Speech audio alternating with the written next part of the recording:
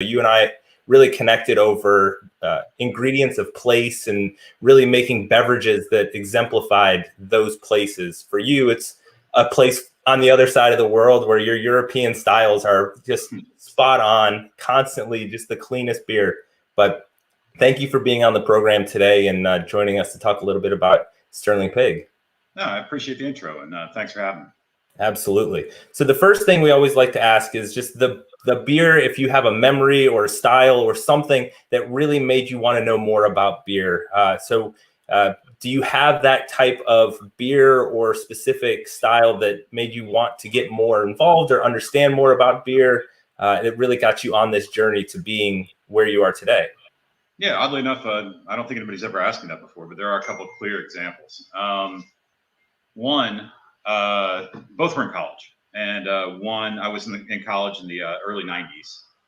And a friend of mine had gone to University of Oregon for a semester and come back.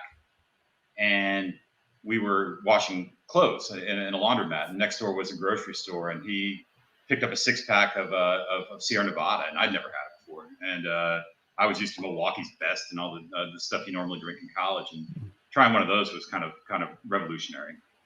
And then there was a bar on campus that had green bottle night, and most of it was Rolling Rock and stuff like that. But they also had Pilsner Urquell, and it was $1 a bottle. And I remember trying that, and that really changed my life. That beer was, I'd never had anything like it. It was just clean, just delicious, flavorful, but balanced. So I have a pretty distinct memory of that too. But, it's interesting. Sorry. No, that's it. Oh, it's interesting that you mentioned balance to me, because I've always appreciated both the balance of your tap list in terms of style representation, but also balance in your beers. I mean, you're not one that's going over the top in any direction. It's always very clean. I don't want to say you're a prisoner to style, but you are someone that doesn't like to embellish. You're more smash than flash, which is a compliment in a lot of ways. And a lot of brewers tend to use crutches to kind of hide deficiencies, where the styles that you excel in, there's nowhere to hide. Tell me about where that level of detail and why you are so interested in making, clean, crisp beers like that. I mean, honestly, it's what I like. I mean, it's not more complicated than that. It's just the beers I prefer are exactly what you described, and I've come from a background of my first brewing job was with a company called John Harvard's, and the master brewer there was this phenomenal guy named Tim Morse, who was just super knowledgeable. He was originally an anchor and then spun off and started this company, and he was just a really valuable resource. And part of that, you don't need to reinvent the wheel every time you brew a beer. Just the balance was a big deal back there, and it just stuck with me. And yeah, that's we do make stuff that appeals to the knock your socks off market too, but the beers that I find myself drinking 9 times out of 10 are the Pilsner styles, the ones that do exemplify that kind of balance but flavorful perspective on beer. Yeah, absolutely. I mean, if you haven't tried their Big Guns double IPA or some of the things that you do, more like you were saying, knock your socks off, the lineup in a can line type of beers, like those beers, you have excelled at them. But where I'm really impressed is just like, for example, Shote, which I know won the silver at Great American, and it's so clean and precise, and there's not a whole lot in that beer in terms of where you can hide deficiencies, and it's excellent. And that's, in my opinion, what those beers were always made for. And, where they gained popularity in Europe and where brewing history comes from, it's you drank local, you drank fresh. It was driven by the agriculture. Those things all come through in the type of beer that you make. And I wondered if your partner, being a chef, and your interest in clean and ingredient-driven beers, like if that was the perfect marriage and why it excels through Sterling Pig. Yeah, there's probably something to that. I mean, excels is I appreciate the term. I don't know, I don't know that I would give ourselves that much credit.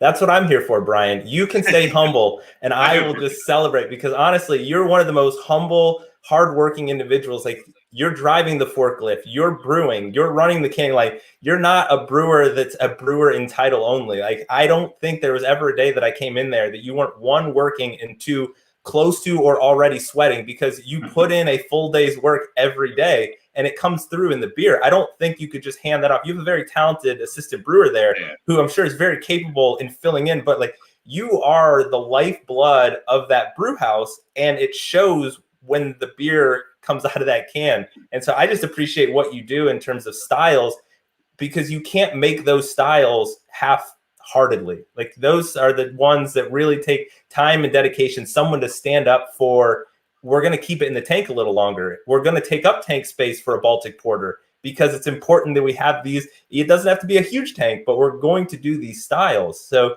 I just appreciate how you've caped up for, Lagerland, and I enjoy anything that comes out of your brew house, especially those, less knock your socks off beers, as you call them, but all of the beer is tremendous. I saw you just put Prog Hog. Was that always in a can, or is that newly in a can this year? We did put it in a can last year. Okay. And then, but it was such a weird year. But yeah, this year it was our late spring, early summer seasonal. So yeah, that's a Czech Pils. Doing a Czech Pils as a seasonal, and also putting a Baltic Porter in a can right next to it, like, the flexibility of you having your own canning line, how has that empowered you to be able to get some of those, rarer, because I've talked to other brewers and they would never think about putting something like that in because they're too committed to having to have it at a scale that they would never take a risk on doing something like that. Yeah. That, the canning line, I mean, if COVID did nothing else for us, it really made me use the canning line. We got that. And the intent, at least my intent, was only to really do the kind of large scale batches of the flagship brands. But then when COVID hit, it's like, well, we're going to put everything in cans. And we figured out methods to be able to do small batches without a ton of waste, because all the waste on a canning run is front loaded. So if you do our maximum size is 30 barrels. If you do a 30 barrel batch, you're wasting the same amount that you would on a 10 barrel batch. But now we do a bunch of piggybacking, and we can limit that waste and get smaller runs in cans. And stuff like the Baltic Porter and our Baltimore Pike Porter and stuff like that, they don't sell that well, but it doesn't really matter because they hold up. They've got pretty good shelf stability, and so yeah, it just gives people an option. We're still trying to figure out our canning strategies. But yeah, it is nice being able to put small runs in line. Well, something I would say you've definitely figured out early on in your canning strategy is you're utilizing both local artists and just artwork on a can that's not, over the top, or like there's some subtlety. I remember seeing a watercolor on a can of pig at one point. Like, you have a very distinct vision of your brand, but you don't find yourself trapped within what that vision is, and you allow other artists to play with that concept, and it's very unique. And I've always enjoyed like what's coming next in terms of your can art to really showcase those cans. Yeah. Well, when we started out, I mean, honestly, I can't take credit or blame for any of that. So we started out with a guy named Chris Dietrich that did our most of our conceptual stuff to start with, and now in-house we have this really talented woman named Brittany Stanish, who's just been pumping out really cool labels. Mm-hmm. And I don't know where she comes up with the inspiration for it, but she sends me copies of them, and I never have any criticism. It's always like, well, yeah, that's great. And I don't pretend to be a critic, but yeah, she does a really good job. I agree. And the diversity of it. Like, she has clean, simple ones. She has more complicated ones with more structure, and to me, they're all great. The labels have been one good one after the other, which helps with doing a bunch of different styles. Oh yeah. And I think something that really stood out to me is like, you find a way to put people at Sterling Pig in positions where you get to all excel at what you excel at. You're not asking it to do too much, and it comes through in the total product. I remember talking with your chef at media one day about just barbecue and smoking meats, and just the passion that he had and that he took in the preparing and the smoking, and just it comes through in the barbecue. I see why you guys sell out of your barbecue, and why you've gained that reputation for the food right along with the beer, and it's just so complimentary to the beer. And so I'm just wondering, like, was that a concerted effort, or have you just been lucky to find the right people that have slotted in and it's just been a great team fit? Probably more lucky than anything else. Good answer. Something else I wanted to ask you about was I haven't got to try any yet, but I noticed this year you started doing the Fresh AF series. Yeah. Where did that because there's nothing new about, hey, this is new fresh beer, you should get it while it's fresh. It's better, but like putting the concept around it and then creating a series, it's similar, it seems like, to your Little Piggy unfiltered one hop, but this allows you a little more flexibility with the hopping structure. Is that fair, or is there more to it than that? Maybe, but the only thing more to it than that is we've been, if anything, I think we've been sort of defined as a place with for lack of a better way to put it, a guy we just hired as a delivery guy, who's been in the beer market for a while, or the beer industry for a while, described us as featuring beers that dads like to drink. And I can live with that. But there's also a market out there that wants something new. There's a market that wants something limited.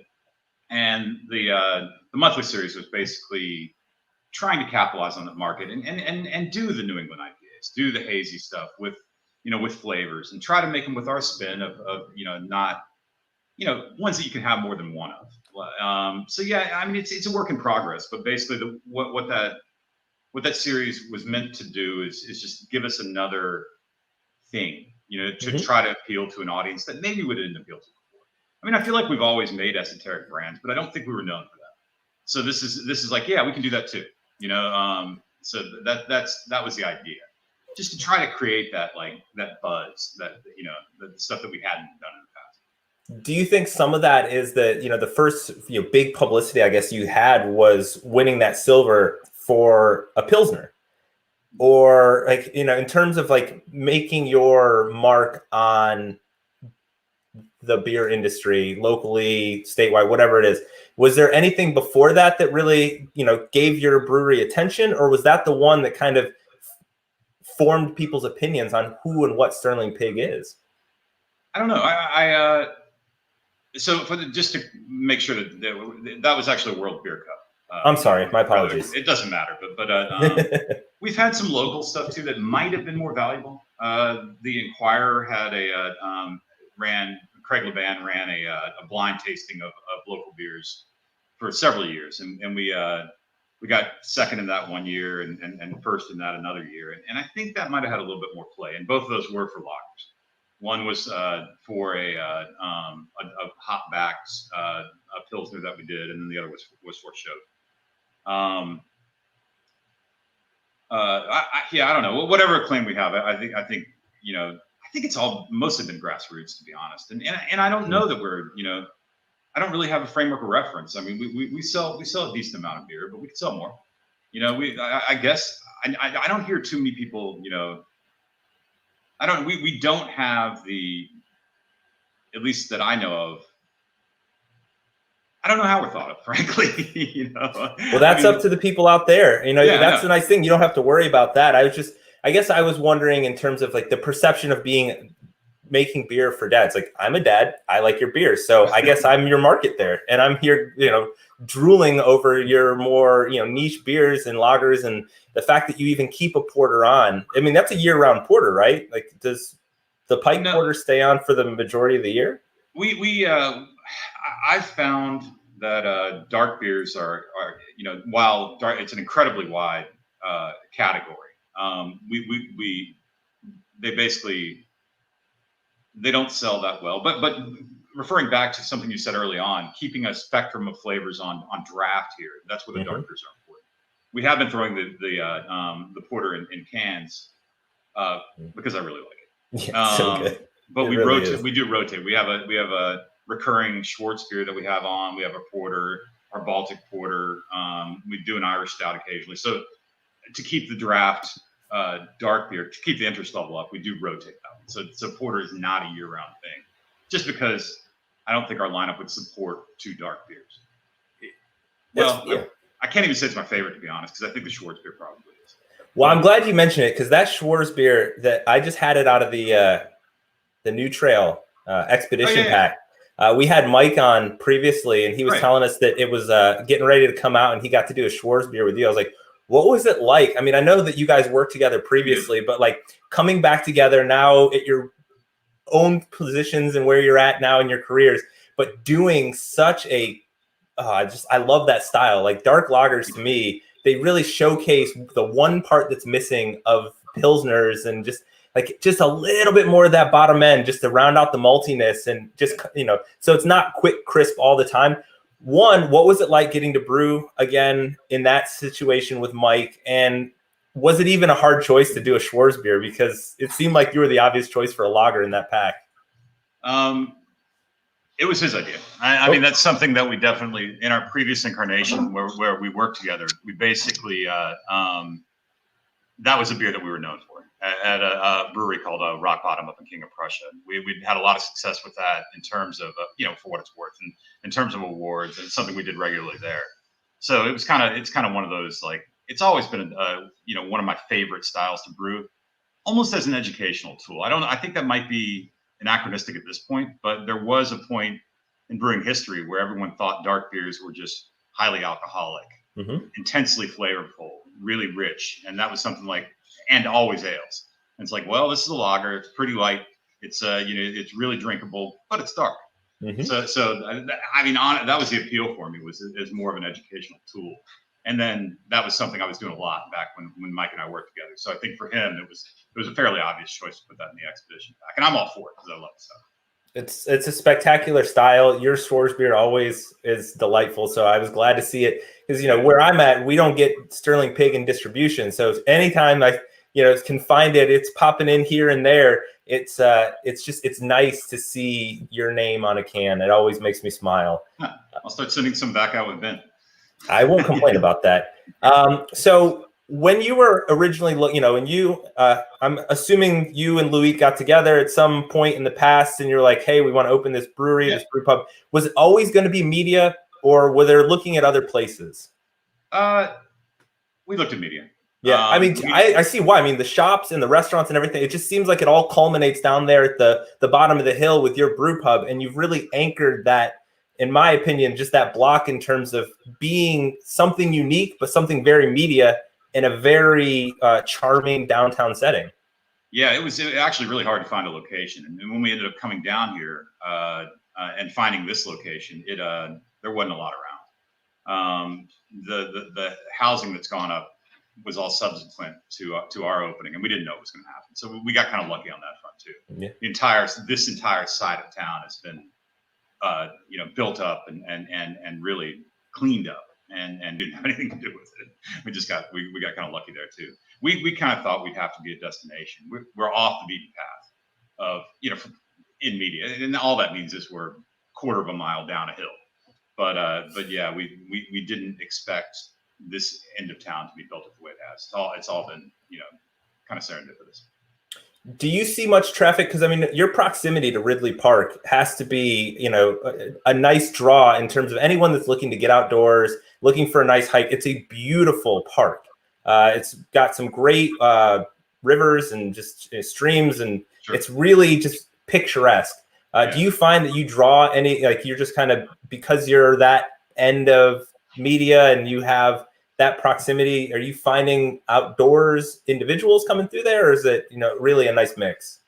It's a mix for sure. I don't know how much traffic we get from Ridley. You're right. The proximity is there. We're right on the road that leads directly to it. But I never thought about that before. I don't know if I don't know if we get traffic from that or not. It would seem like, the demographic seems similar, of people who like craft beer and like things like Ridley Park, but I don't know. Do you have any professional peaks or pits that you ever reflect on? Like, man, that was really awesome, or I can't believe that happened. That's a lesson I'm going to carry with me. Any that those stand out to you? I'm not sure I understood the question.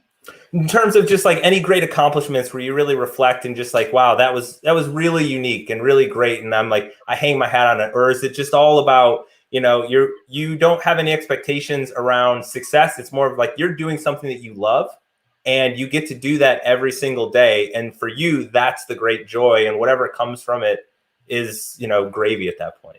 The latter for sure. Yeah. We're not here for the glory. That's great. Yeah. No, it's a really gratifying job. I don't know what else I'd be doing if I didn't do this. And frankly, when you talked about, me like working in the brewery, I don't know what I'd do if I didn't do that. So yeah, I really enjoy the hands-on aspect of craft brewing on a fairly small level, and the daily, I mean, we don't have pigeonholes here. There are only two of us working in the brewery itself, and we both run the canning line. We both brew. We both rack. So it's every day is something slightly different, but the same. So it's familiar, but it keeps things kind of fresh too. It's a pretty good gig. Absolutely. Yeah. And I didn't mean to slight Chris earlier in terms of saying, like, he's as hard as working as you. And, there's been days where you haven't been in there and, he's holding it down. Sure. It's nice to see a brewer and a brewery team that works so well together and works together because, it doesn't always happen that way. Yeah, it could be a lot harder if it didn't work that way, but it does. Yeah,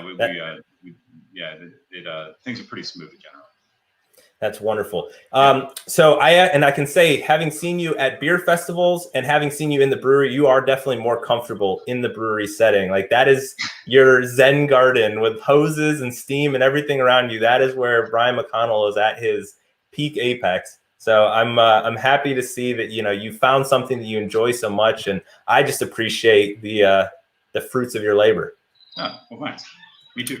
Do you have, I want to switch gears real quick to the brew house. Do you have any music or choices that are either your go-to for a brewing day or potentially some that you're like, we cannot have that song or artist or style played while I'm brewing beer? Nothing in the band, nothing on the band list. We're in a bit of a lull, frankly. I'm open to suggestions. We're on a strict diet of Southern rock there for a while, kind of old stuff, but our older stuff, drive-by truckers, things like that. I don't know. Right now we don't have anything on. So what we're going to do then is we're going to take this clip and we're going to chop it down. And this is an official request from Cheers PA Beer Talk for you to send your unsolicited/solicited music choices of what Brian should listen to the next time he brews a beer.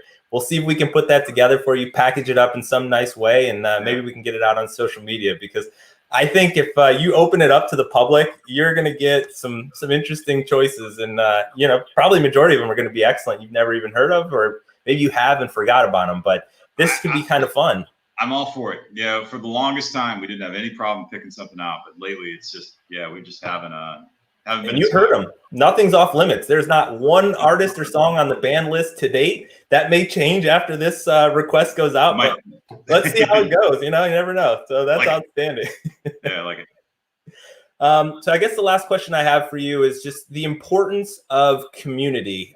You guys do a lot out there in the community. You used to hold events before the pandemic, obviously, that supported the community. Where does your commitment to community come from? And tell us a little bit about how that's translated into Sterling Pig. Well, I've lived in media since 1997, and I really like this town. And my partner also has been a long time resident and business owner in the town. So we have connection. We have feelings of connection to the borough. And in terms of I don't know, when we have the opportunity to do things to help people or the community, we generally take them. I mean, it's been such a weird year. I'd like to get back into doing things, but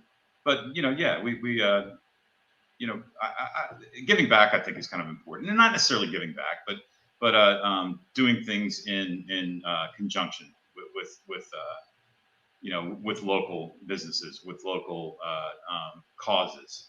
It's important, and we have that luxury because we can I don't know. I can't cite any specific examples, but we've done a lot of collaborative stuff.